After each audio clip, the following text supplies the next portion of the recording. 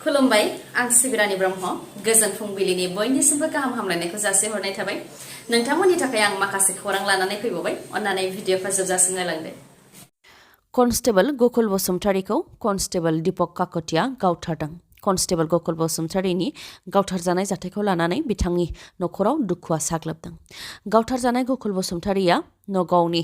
सामुगुरि गामिनि थागिबि आरो गावथारग्रा दीपक काकतिया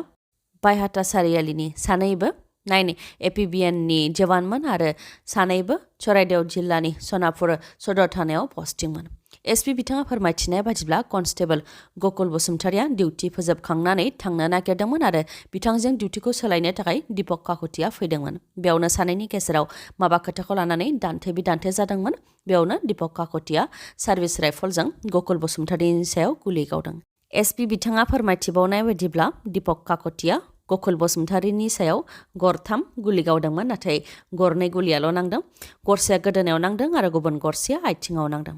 दीपक काकतिनि गुलि गावनायजों गकुल बसुमतारीया जोखोम जानायलाय बिथांखौ फाहामथायनि थाखाय देहा फाहामसालियाव लांनाय जादोंमोन नाथाय थैबाय होननानै डक्टरा फोसावदों गावथारग्रा दीपक काकतिखौ दा पुलिसा एरेस्ट खालामबाय आरो केसबो रेजिस्टार खालामबाय थाबैनो चार्जशिटबो फाइल खालामनाय जागोन होननानै फोरमायथिदों रिपर्टनि बादिब्ला दीपक काकति आरो गकुल बसुमतारीनि गेजेराव थांनाय माखासे साननिफ्रायनो माखासे खोथाखौ लानानै दान्थे बिदान्थे जाबोबाय थादोंमोन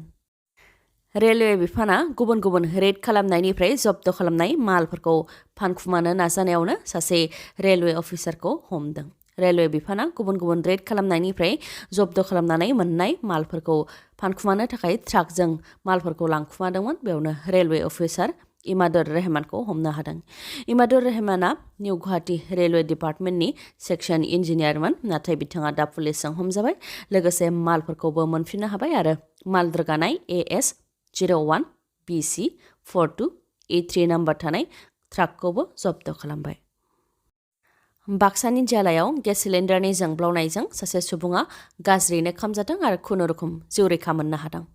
गेस सिलिन्डारनि जोंब्लावनायजों खामजानाय सुबुंनि मुङा मानिक दास 40 बोसोर बैसोनि फोरमायथिनाय बादिब्ला गोदानै गेस सिलिन्डार लाबोनायखौ साहा फुदुंनो थाखाय अर फोजोंजेनदोंमोन बेयावनो अरा जोंब्लावनानै मानिक दासनाव खामदों आरो गेस सिलिन्डाराव लिक थानायनि थाखायनो बे जाथाया जानो हागौ होननानै सन्देह खालामनाय जादों गाज्रि जोखोम जानाय मानिक दासखौ फाहामथायनि थाखाय जालागुदि देहा फाहामसालियाव दैथायहरनाय जादोंमोन नाथाय गोब्राबै जोखोम जानायनि थाखाय गुवाहाटीनि GMCH देहा फाहामसालियाव दैथायहरनाय जादों गेस सिलिन्डाराव अर जोंब्लावनायजों मानिक दासनि मोखाङा गाज्रि खामब्लाबनायनि अनगायैबो अरा न'आवबो खामदों उनाव अर खोमोरग्रा बिफाना फैनानै अरखौ खोमोरफैनो हादों मोनसे समाव बनसुनि बुंथिगिरि जानानै बिटिआर सोरखारनि हेंथायै गोख्रों बिबुंथि होग्रा रंगल बर'आ बनसु एंगारनानै UPPL दलाव हाबफैनायनि उनावनो गावनि रावखौ सोलायदों UPPL दलाव हाबफैनाय लोगो लोगो UPPL सेन्ट्रेल कमिटि इउथ विंसनि बुंथिगिरि बिबान मोननाय रंगल बर'आ मानि थाखाय बनसुखौ एंगारनानै UPPL दलाव हाबफैदों बेनि सायाव माखासे खोथा बुंथिदों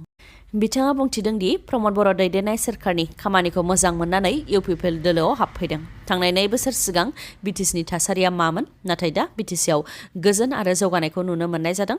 दा बिटिआरआ सिगां फारसे आगान सुरलांगासिनो दं आरो बेजों बिटिआरनि 35 लाख रायजोफोरा मुलाम्फा मोनगोन होननानै बुंथियो बिथाङा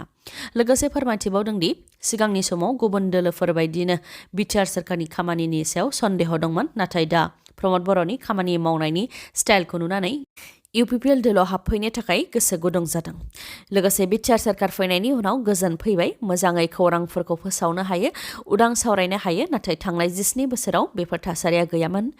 बेजोंनो बुंनो हायो बिटिआरआव सुबुंखुंथाय फैबाय होननानै बुंथियो बिथाङा बेनि अनगायैबो बनसुखौ एंगारनायनि सायावबो बिथाङा बुंथिदों दि बनसुआ गोजाम बथलनि गोजाम जौ बनसुनि आफादगिरि बनजित मनजिल बसुमतारीया बबेनिफ्राय फैनाय बेखौ बयबो मिथिखायो नाथाय बनसुआव माखासे थार गोसोजों बड'लेण्ड हास्थायग्राफोरबो दं आरो हारिनि थाखाय सानग्राबो दङ नाथाय बिथांमोनखौ गोरोन्थि लामाजों दैदेनगासिनो दं राजखान्थिनि मुलाम्फानि थाखायसो बाहायगासिनो दं होननानै फोरमायथियो रंगल बर'आ जाहाथे लाइमोनफोरखौ राजखान्थिनि मुलाम्फानि थाखाय गोरोन्थिजों दैदेनलाङा बेनि थाखायबो खावलायहरो बनसुनि बारग' बुंथिगिरि रंगल बर'आ बेनि अनगायैबो बुंथिबावदि बड'लेण्डखौ नांगौ नाथाय बड'लेण्डनि मुङाव सोमावसारनानै बर'फोरनि गोसोजों गेलेनानै खेबले खेबले थगायनाया गाहाम जानाय नङा जुदि थांखियाव जाफुंसारनो हायाब्ला रायजो राजाफोरनो बेनि फिननायखौ होनो नांगोन होननानैबो बुंथियो बिथाङा बनसुखौ एंगारनानै इउपिपिएलआव हाबनायनि सायाव बुंथिनायनि अनगायैबो बिपिएफनि सायावबो रंगल बर'आ बुंथिदोंदि बिपिएफआ गोख्रों बेरेखा दोलोनि फावखौ लानांगौ मानो 2 बोसोर गोहोआव गैयैयावनो थाथेरनो हायै बायदि जादों होननानैबो बुंथि बिथाङा आरो 17 बोसोर बिटिसिखौ सालायनाय हाग्रामा महिलारिया गावनि गोहोखौ मोनफिननो थाखायनो आथिं हमगोनखौ सानाखैमोन जायनि थाखाय सिगाङाव बिथांखौ हिर' सानोमोन नाथाय दा जिर' होननानै बुंथियो रंगल बर'आ आरो हाग्रामा महिलारिखौ बोख्लायनानै चन्दन ब्रह्मखौ जायगा होयोबा बिपिएफ दोलोआ साननैसो सोलिगोन होननानैबो बुंथियो रंगल बर'आ रेगिं खालामनायखौ बन्द खालामनाय जाबोदोंब्लाबो गोबां कलेजनि हस्टेलफोरावनो रेगिं खालामनाया जाबोबाय थाबोदों नाथाय बावैसो सिगां डिब्रुगड़ इउनिभार्सिटियाव रेगिंनि जाथाय जानायनि उनाव दा कलेजफोराव रेगिं खालामनायनि सायाव नोजोर लाखिदों सिलचरनि गभर्नमेन्ट डेन्टेल कलेजावबो रेगिं खालामनायनि दायाव 14 फरायसाफोरखौ हस्टेलनिफ्राय होखारबाय कलेजनि प्रिन्सिपाल मन्जुला दासआ फोरमायथिनाय बायदिब्ला हस्टेलाव गोदान फरायसाफोरखौ रेगिं खालामनायखौ लानानै गोदान फरायसाफोरा कमप्लेन फाइल खालामदोंमोन बेनि सायावनो बिथा खालामनानै 14 फरायसाफोरखौ हस्टेलनिफ्राय होखारनाय जादों डिब्रुगड़ इउनिभार्सिटियाव रेगिं जानाय जाथाय जानायनि 10 सान उनाव कलेजफोराव रेगिं जानाय जाथाया बे 3थि खेब होननानैबो फोरमायथिदों बिटिसिनि गोहोखौ लानानै प्रमद बर' आरो हाग्रामा महिलारिनि गेजेराव दावहाया दासिमबो जोबाखै गोहोनि थाखाय दावहाया आयेननि गेजेरजों दासिमबो जागासिनो दङ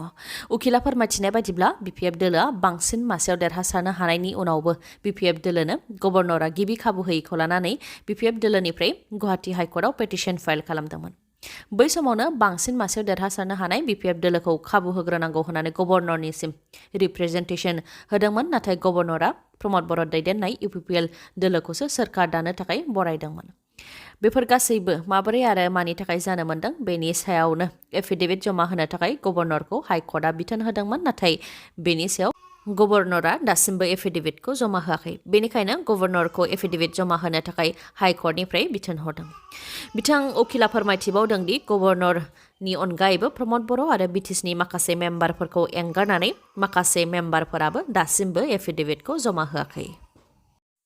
रायजो सोरखारनि सोलोंथाइ बिफाना फोसावनाय एप्रेजेल एपनि हेंथायै गोख्रों खुद्रिदों दुलाराय बिटिआर एसएसए टेट फोरोंगिरि गौथुमा आरो रायजो सोरखारा फोसावनाय एप्रेजेल एपनि हेंथायै बिटिसिनि सोलोंथाइ बिफाननि डाइरेक्टर जगदीश प्रसाद ब्रह्मनो गोसोखांलाय गथायदों रायजो सोरखारनि सोलोंथाइ बिफाना लानाय थांखिनि सायाव बिथांमोनहा बुंथिदों दि एप्रेजेल एप होगोन नाथाय एप्रेजेल एपनि गेजेरजों जि खामानि मावनो नागिरदों बेखौ गनायनो हाया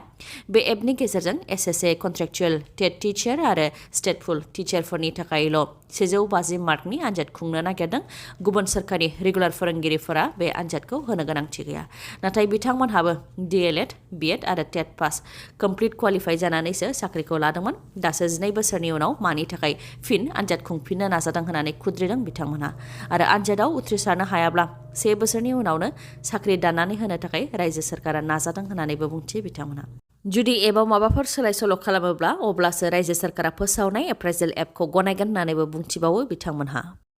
बेराफारसेथिं बिटिसिनि सोलोंथाइ बिफाननि डाइरेक्टर जगदीश प्रसाद ब्रह्मआ फोरमायथिदों दि बिटिआर सोरखारा एलिमेन्टारि स्कुलनि थाखाय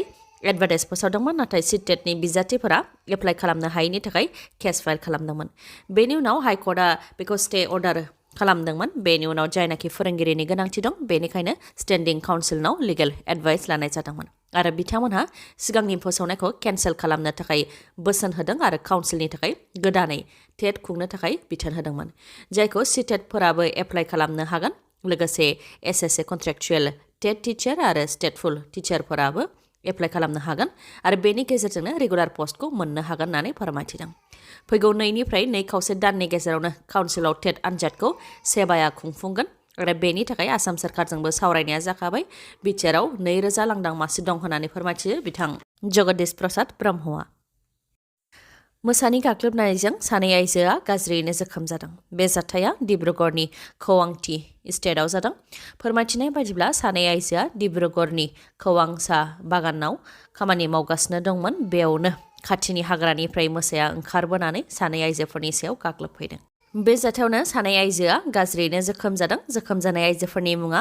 आश्रिता खुजुर 22 बोसोर बैसोनि आरो अनिता तिर्की 25 बोसोर बैसोनि उनाव बिथांमोनखौ मरानि टी गार्डेन हस्पिटालाव दैथायहरनाय जादों जाथाय जानायनि उनाव हाग्रा बिफाननि मावफारियाफोरा जाथाय थिलियाव नुजाथिफैनानै मोसाखौ हमनो थाखाय नाजाफैदों दिनैनि भिडिअआ एसेनोसै गाबोन आरो गोदान भिडिअजों लोगो मोनफिनबावगोन नोंथाङा दासिमबो आंनि चेनेलखौ साबस्क्राइब खालामाखैबा अन्नानै साबस्क्राइब खालामदो लोगोसे लाइक कमेन्ट आरो शेयार खालामनो दाबाव गोजोन्थों